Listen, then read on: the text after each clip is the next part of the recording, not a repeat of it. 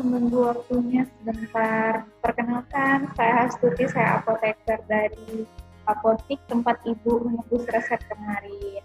Sebelumnya saya mohon maaf dikarenakan selama pandemi ini saya melakukan konselingnya secara online. Eh, saya meminta ketersediaan Ibu untuk melakukan konseling sekitar 5 sampai 10 menit. Apakah sekiranya Ibu bersedia? Iya Bu, saya bersedia Bu, silakan. Terima kasih. Di sini saya akan memastikan terlebih dahulu sebelum saya melakukan konseling terhadap resep yang sudah Ibu terima kemarin. Di sini resep yang saya baca atas nama Ibu Anita, usia 28 tahun, tinggal di Jalan Purnama, Muara Tebo. Apakah itu benar, Ibu? Iya benar Bu, itu dengan saya sendiri. Ibu, sebelumnya apa yang sudah dokter katakan mengenai pengobatan Ibu? Kata dokter saya terkena BPA positif Bu. Jadi bakteri itu sudah menyebar ke paru-paru. Nah, saya itu termasuk pasien tuberkulosis. Tapi kata dokter, saya masih bisa disembuhkan asal saya mau patuh minum obat, yaitu 2 bulan sampai 6 bulan. Seperti itu Bu. Iya, iya. Baik. Ibu, apakah dokter sudah memberitahu bagaimana penggunaan dari obat yang diresepkan untuk Ibu kemarin? Iya Bu, sudah kata dokter itu minum obatnya itu 3 kali sehari selama 2 bulan. Tapi saya lupa Bu komponen obatnya apa saja. Baik, di sini saya akan menjelaskan kembali untuk item obat yang sudah diresepkan untuk Ibu. Di dalam resep ini Ibu menerima 3 item obat. Kombinasi dari obat ini digunakan untuk membunuh bakteri yang tadinya sudah menyebar di paru-paru Ibu supaya tidak menyebar luas lagi ke jaringan yang lain. Diharapkan nantinya obat ini bisa membantu proses penyembuhan dari Ibu. Obat ini sendiri diminum sebanyak 3 kali dalam sehari. Begitu Ibu. Komponen obatnya apa ya Bu, nama obat-obatnya? Obatnya, oh ya, maaf tadi saya lupa menjelaskan. Komponen obatnya di sini ada 3 item, yaitu isoniazid, pyrazinamid, dan rifampicin. Jadi itu obatnya dikombinasi diminum sebanyak 3 kali dalam sehari. Begitu Ibu. Oh ya, Ibu, itu obat-obat saya itu ada efek sampingnya nggak ya Bu? Ya, untuk obat-obat yang diterima, diresepkan ke Ibu ini memiliki efek samping. Salah satunya seperti pusing, nyeri otot, nyeri sendi, terus mual, dan juga lemas, lesu, letih ya Bu. Itu biasanya sering dirasakan setelah minum obat ini. Selain dari itu, untuk urinnya sendiri ketika pipis nanti bisa berubah. Biasanya pasien akan merasakan urinnya keluar itu berwarna oranye ataupun kemerah-merahan. Begitu Ibu. Oh begitu ya Bu. Iya Ibu. Itu Bu, saya kan katanya efek sampingnya itu ada nyeri, ada mual. Itu bisa nggak ya Bu ya diatasi atau dicegah? Bagaimana caranya ya Bu? Oh iya. Untuk pencegahannya sendiri, untuk rifampicin, Ibu nggak usah khawatir ketika Ibu sudah mengkonsumsi obat ini, pipis Ibu nanti akan berubah warna.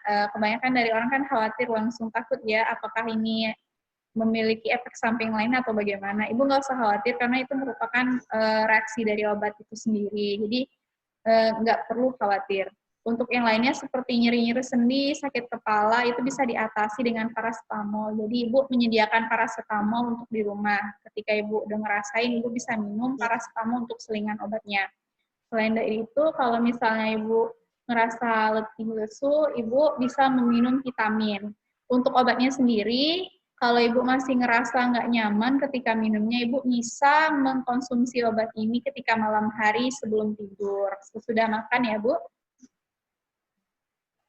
Oh begitu ya Bu, berarti saya harus menyiapkan paracetamol dan vitamin ya Bu untuk Iya, mengatasinya. benar sekali. Jadi di rumah nanti Ibu juga harus menyiapkan paracetamol dan juga vitamin supaya nanti ketika Ibu ngerasain efek samping yang tadi saya sebutkan, Ibu sudah bisa mengantisipasi. Begitu, Ibu.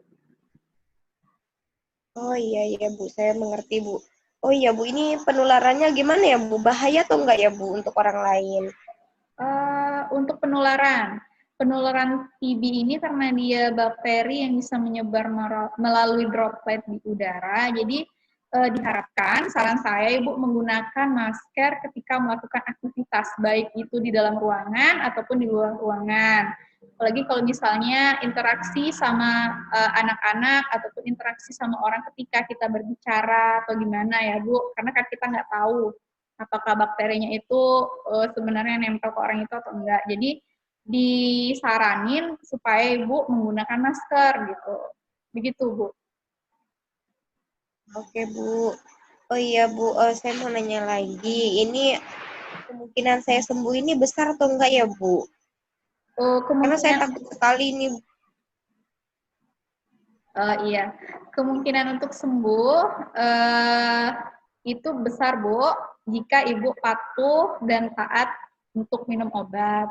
Karena obat ini ketika pasiennya tidak patuh, maka untuk penyembuhannya sendiri itu akan susah gitu. Jadi Ibu diharapkan untuk bisa patuh minum obat, patuh untuk konsultasi ke dokter, dan mendengarkan saran yang sudah diberikan sama dokter. Mungkin itu bisa membantu proses penyembuhan ibu. Karena kan untuk resep yang saat ini yang akan diberikan ke ibu ini selama 2 bulan. Dan pengobatan ibu diperkirakan itu 2 sampai dengan 6 bulan. Jadi untuk yang selanjutnya, ibu nanti akan berkonsultasi lagi dengan dokter untuk meneruskan pengobatannya seperti apa. Begitu ibu. Nah, Bu, oke Bu, penjelasannya cukup jelas Bu. Saya sangat mengerti dan saya juga senang karena kemungkinan sembuh itu besar Bu. Iya. Ya Bu, sebelumnya di sini Ibu itu ibu rumah tangga atau sudah bekerja? Boleh saya tahu Ibu? Saya bekerja Bu, saya pekerja keras Bu. Kenapa ya Oh, Bu? iya. Bekerja keras. Iya Bu, di sini saya mau sedikit membantu Ibu untuk minum obat ya Bu. Kebanyakan dari pasien saya ini mereka karena saking sibuknya bekerja mereka lupa minum obat. Jadi di sini saya menyarankan Ibu untuk membuat kartu minum obat. Kartu minum obat ini nanti bisa Ibu tempelkan di kulkas ataupun di tempat yang bisa terlihat yang sekiranya bisa membantu Ibu mengingat untuk minum obat, bahwa Ibu sudah minum obat. Jadi untuk selanjutnya Ibu bisa rutin minum obat. Kebanyakan dari pasien-pasien kita ini kan lupa gitu. Mungkin ini bisa jadi saran yang bisa Ibu terapin di rumah nanti. Begitu Ibu. Oh, begitu ya Bu ya. Terima kasih ya Bu ya sarannya Bu. Iya Ibu. Iya, sekali lagi Bu, saya mau memberikan lagi informasi terkait penyimpanan obat. Di rumah ada anak kecil Ibu? Ya. Ada Bu, anak saya masih kecil. Iya, untuk selanjutnya ketika Ibu menyimpan obat diharapkan nanti jauh dari jangkauan anak kecil supaya nanti obatnya tidak tertelan sama anak kecil karena mereka nggak tahu kan. Jadi disimpan di tempat yang kering dan juga tidak dijauhkan dari jangkauan anak-anak, begitu Ibu. Baik Bu, baik. Saya rasa Ibu di sini sudah, masih ada yang ingin Ibu tanyakan lagi Ibu atau sudah cukup jelas yang saya jelaskan tadi Ibu? Ya, sudah cukup jelas Bu, terima kasih Bu. Oke. Oh ya, sebelum saya mengakhiri konseling ini, saya ingin memastikan kembali bahwasanya informasi yang sudah saya berikan kepada Ibu ini benar-benar sudah Ibu pahami. Bisa saya minta tolong untuk Ibu mengulang kembali informasi yang sudah saya sampaikan ini, Ibu? Iya Bu, saya akan mengulang kembali. Jadi tadi Ibu menyampaikan untuk penularannya itu melalui droplet, jadi saya harus menggunakan masker. Kemudian untuk penyimpanan obatnya itu di tempat yang tinggi, tidak dijangkau oleh anak-anak. Kemudian untuk pengobatannya itu diminum 3 kali sehari ya Bu ya, selama 2 bulan ya Bu. Itu terus kemudian 6 bulan itu kalau kita konsul ke dokter lagi ya Bu untuk pengobatan yang selanjutnya. Kemudian item obatnya itu seperti ada rifampicin, pirazinamid, sama isoniazid ya Bu. Iya, iya, benar. Saya rasa Ibu sudah cukup jelas sekali informasi yang sudah saya berikan dan Ibu sudah saya anggap mengerti. Terima kasih atas kesempatan dan waktunya. Saya mohon maaf jika ada kesalahan saat berbicara melakukan konseling bersama Ibu. Untuk form bukti bahwa Ibu sudah melakukan konseling nanti akan saya kirimkan melalui via WhatsApp Ibu. Terima kasih atas waktunya. Selamat beraktivitas, semoga lekas sembuh. Selamat siang, Ibu. Ya Bu, terima kasih banyak Bu. Saya sangat senang sekali mendapatkan informasi dari Ibu. Ibu sangat bermanfaat Bu.